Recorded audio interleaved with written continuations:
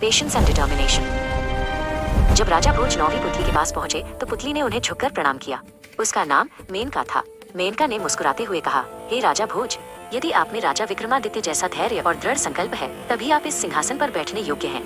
मैं आपको उनकी एक ऐसी कथा सुनाती हूँ जिसमें उन्होंने 20 वर्षों तक धैर्य नहीं छोड़ा। एक बार उज्जैन में एक वृद्ध ऋषि आए और उन्होंने राजा विक्रम को एक समस्या बताई। महाराज, राज्य के सुदूर दक्षिणी प्रांत में एक भयानक महामारी फैली हुई है। उसे केवल एक ही जड़ी बूटी ठीक कर सकती है, जिसका नाम है चिरंजीव बूटी। वृद्ध ने गहरी सांस ली। ये बूटी स्थिर पर्वत की सबसे ऊंची चोटी पर उगती है और 10 साल में केवल एक बार ठीक 1 घंटे के लिए खिलती है। अगर आप वो 1 घंटा चूक गए तो आपको अगले 10 साल इंतजार करना होगा। विक्रम ने तुरंत कहा, यदि ये बूटी मेरे लोगों का कष्ट दूर कर सकती है तो मैं 20 वर्ष क्या पूरी उम्र इंतजार करने को तैयार हूँ। उनके मंत्री चारुदत्त ने सिर खुजाया। महाराज, ये अव्यावहारिक है। 10 साल तक एक फूल का इंतजार करना, ये समय और ऊर्जा की बर्बादी है। विक्रम ने मंत्री की तरफ देखा। राजा विक्रम ने मंत्री को समझाते हुए कहा, संकल्प की शक्ति से ही असंभव काम संभव होते हैं चारुदत्त, और धैर्य ही संकल्प की नींव है। विक्रम ने अपनी पहली यात्रा शुरू की। उन्होंने वर्षों का सफर तय किया और स्थिर पर्वत पर पहुंचे। उन्होंने वहां खोजबीन की और पाया कि उन्हें बूटी के खिलने का समय ठीक से पता नहीं था और वो 3 साल पहले ही खिलकर सूख चुकी थी।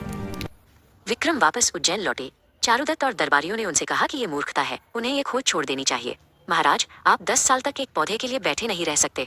लेकिन विक्रम ने बस मुस्कुरा दिया। उन्होंने अपनी हार स्वीकार नहीं की। उन्होंने कहा, अगली बार मैं समय का और सटीक अनुमान लगाऊंगा। यह मेरे संकल्प का पहला चरण था। अगले 7 वर्ष बीत गए। विक्रम ने पर्वत की दिशा, हवा के रुख और मौसम के हर छोटे बदलाव का अध्ययन किया। उन्होंने खुद को और भी मजबूत और फुर्तीला बनाया ताकि वो एक भी क्षण न चूके। 10 साल पूरे होने में अब कुछ ही महीने बाकी थे और विक्रम अपनी दूसरी यात्रा के लिए तैयार थे।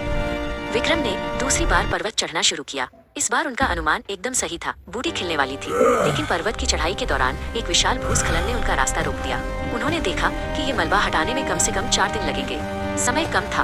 उन्होंने अकेले ही पत्थर हटाने का दृढ़ संकल्प लिया, लेकिन जब रास्ता साफ हुआ तब तक बूटी खिलने का 1 घंटे का समय निकल चुका था। विक्रम दूसरी बार भी खाली हाथ लौटे। उन्हें निराशा हुई, पर उनका संकल्प नहीं टूटा। उन्होंने खुद से कहा, मैंने भूस्खलन की संभावना का अनुमान नहीं लगाया था। अगली बार मैं जल्दी चलूंगा और प्राकृतिक बाधाओं के लिए अतिरिक्त समय रखूंगा। उन्होंने अपनी असफलता को एक नया सबक माना। उन्होंने तुरंत तीसरी यात्रा की तैयारी शुरू कर दी, जिसके लिए उन्हें फिर 10 साल इंतजार करना था। पूरे 20 वर्ष बाद राजा विक्रम तीसरी बार स्थिर पर्वत पर पहुंचे। वो भूस्खलन और मौसम की बाधाओं को पार करते हुए निर्धारित समय से 1 दिन पहले चोटी पर पहुंच गए। अगले सूर्योदय पर जैसे ही सूरज की पहली किरणें पड़ी, उन्होंने देखा चिरंजीव बूटी। वो एक छोटे चमकदार सुनहरे फूल के रूप में खिल उठी। विक्रम ने पूरे धैर्य के साथ उसे 1 घंटे के भीतर सावधानी से एकत्रित कर लिया। मेनका ने कथा पूरी की। उस बूटी से राज्य के सभी लोग ठीक हो गए। महाराज विक्रम ने दिखाया कि 20 वर्षों की विफलता भी उनके संकल्प को डिगा नहीं सकी। राजा भोज, क्या आप में ऐसी ही धैर्य और दृढ़ संकल्प की शक्ति है?